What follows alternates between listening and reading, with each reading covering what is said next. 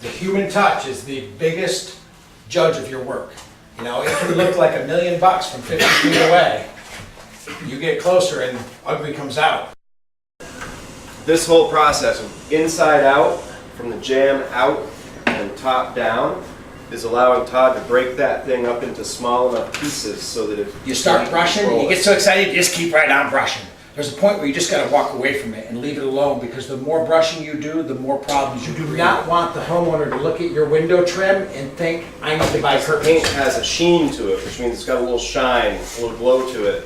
When the paint is wet on your woodwork, anything that's wrong cosmetically with what you've done is going to show. Any questions? How do you fix that dimple that's on the header? Get really low lighting in the house. I have a question. Shoot!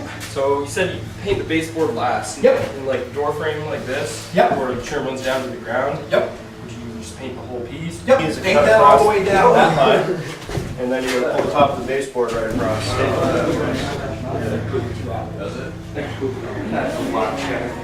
I'm looking at something a little different than color anyway. I'm looking just at the lines. The lines look We fantastic. believe, well, we do spraying and all sorts of other types of skills. The true measure of a real painter. And Todd's gonna be my roller guy on this demo, and I'm gonna be the brush guy. So my job as the brush guy is to cut a nice straight line right into the ceiling, but without getting on it. Todd's job as the roller guy is not to kiss the ceiling for a short length. What we were talking about on the windows over there was the point and pull method, where you're pointing into something and pulling out. This is a whole bunch of point and pull going on to get a cut started. But I always will come out of a corner like this, get it started, and like right now my brush isn't as wet as I want it to be yet, but you start pulling it out, smooth it off as you go, so that you're not leaving any fat edges, or what we've been referring to as fat lips. Left-handed, you know, there's 4 ways that you can cut with 2 hands. There's a forehand, there's a backhand with your left and your right hand. It's like tennis or any other kind of a sport. So if you're a right-handed guy and you can only move the brush one way, and you can't use your left hand at all, then you're best case about a 25% efficient. I'm gonna come down here, unload a little bit of my roller, and bring up my edge. Well, this is a reflection of everything we've done so far. Your drywall work, your framing. If your framing wasn't square, guess what? You're not gonna have straight lines.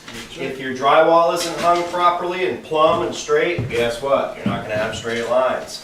If your mudding and your taping wasn't good, you can't paint straight lines if there aren't reasonably straight lines to be painted. Yeah, we'll get this little end wall too, so we can roll that end wall and then come right across here. That would be awesome. Coldest one to make it the height of the trim, you know, and that would have been. It's a nice display area. I mean, it's a place to collect stuff. In the second gear and bring it right to the corner. That boy. So weird, I did it at my cousin's house and in my house.